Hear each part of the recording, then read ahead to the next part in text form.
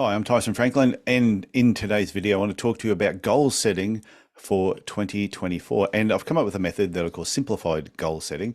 And I used to struggle with setting goals because it was one of these things when people would say to you, where do you see yourself in the next 5 years, 10 years, or beyond, or even the next 3 to 5 years? And I would sometimes find that difficult because I think, well, I don't know what's going to happen in the future.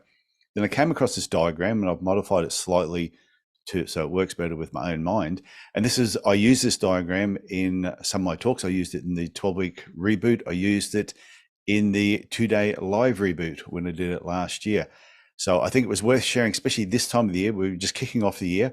I think it's a fantastic diagram to get your head around, and it could be very helpful, not just for yourself, but also for your team if you explain to them. So I'm going to turn my video off and I'm going to share my screen, and I'm going to run through this very quick little keynote presentation.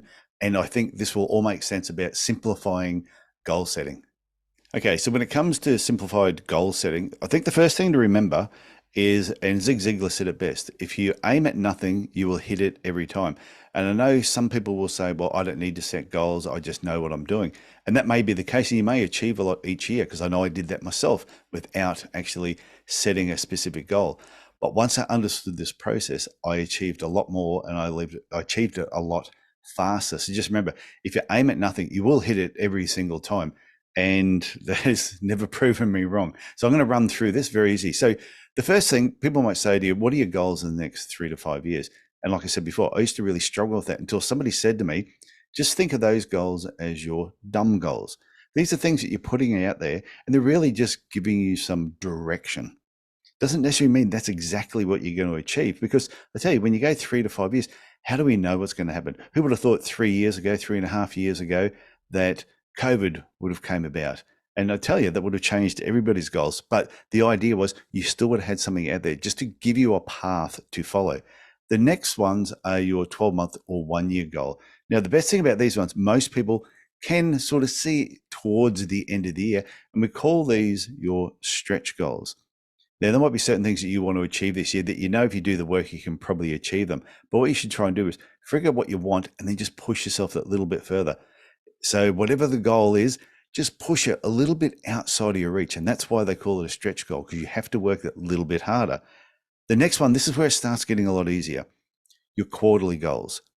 And this is what they call realistic goals. What are you going to do in this first quarter of the year, January, February, March? What are you going to do in the next 90 days? And these should be things that you can actually see. It's not difficult to look 90 days ahead and know what's going on. And I'm doing that myself this year. I have got a real focus for the first 90 days of 2024.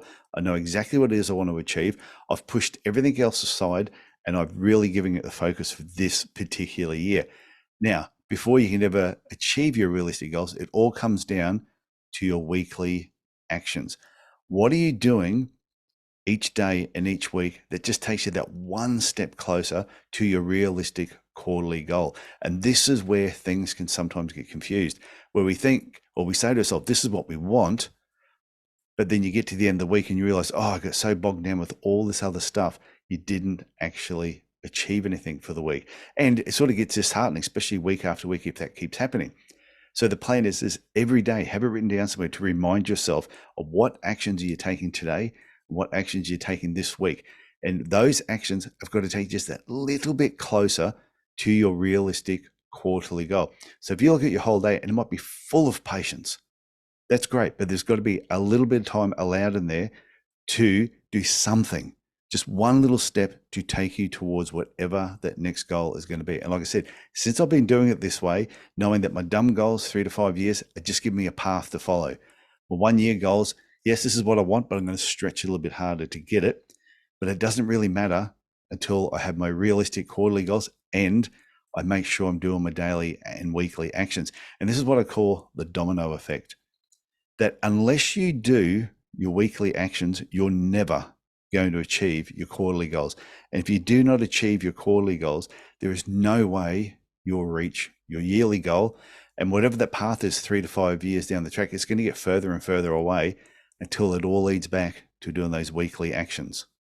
Well, I hope you found that diagram as interesting as it was for me the first time I saw it. And it did. It gave me a lot of clarity on what I was actually doing. It made me realize that whatever I want to achieve this quarter, the first 90 days of 2024, is irrelevant if I don't put in the daily actions. Now I use a Google Calendar. So at the beginning of every single day, I've got read my goals. What are my daily steps? What are the things I'm going to do today that will take me just that one step closer to the things I want to achieve in the first quarter? Because I know if I don't achieve them, I'm not going to achieve my yearly goals. And like I said, the 3 to 5 year dumb goals, that path gets further and further away. So I hope you get something from this video. Hope you take something away from this and share this with your team members. Sit down with them and explain the 3 to 5 year, the 1 year, that's a stretch goal, what they need to be doing realistically for the next quarter, and what are their daily and weekly actions to help them get just that one little step closer. And the thing is, every day, just do one little thing that gets you that little bit further. No matter how small it is, that one little step is better than taking no step at all. Hope you get something from that, and I'll have another video for you next week. Okay, bye.